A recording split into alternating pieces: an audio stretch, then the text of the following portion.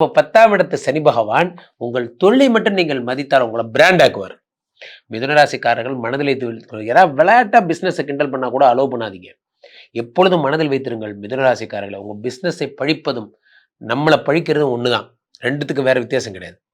Business மேனுக்கெல்லாம் ஒரு blood இருக்கு. என்ன பிளட்? எப்பயும் குளிக்கும் போது, சாப்பிடும் போது, தூங்கும் போது பிசினஸை பத்தியே பேசிட்டு இருக்கிறது தான் பிசினஸ் மேனோட பிளட். அவங்க ரத்த அணுக்கள் அது ஊறி போயிருக்கும். என்னது? எப்பொழுதும் பிஸ்னஸை பற்றியே யோசிக்கிற அந்த குணம். நண்பர்களே, ஒன்று தெளிவாய் புரிந்து கொள்ளுங்கள். என்னது? இந்த 10ஆம் இடத்து சனி பகவான் வக்ர நிவர்த்தி அடையும் பொழுது அவர் 8, 9 குடைவராகவும் இருப்பதால் 8, 9 குடைவர் 10ஆம் இடத்திலிருந்து வக்ர நிவர்த்தி அடையும் பொழுது 8 என்பது தொழில் இது உங்களுடைய என்ன சொல்றது, 8ஆம் இடம் என்பது தடைகள், வறுமை, இதெல்லாம் 8. 9ஆம் இடம் என்பது பாக்கியம். பாக்கியம்னு என்ன? உங்களுடைய அதிர்ஷ்டம், இதெல்லாம் 9. 8, 9 குடைவர் 10ஆம் இடத்திலே வக்ர நிவர்த்தி பெறும் பொழுது வறுமை ஒழிகிறது.